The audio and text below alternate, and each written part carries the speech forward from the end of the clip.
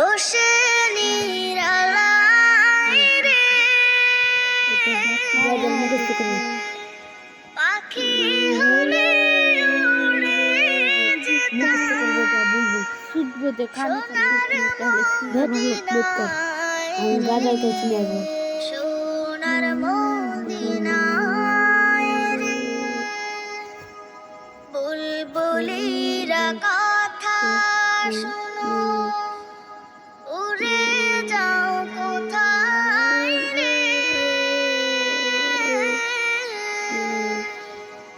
আমার সালাম পৌঁছে দিও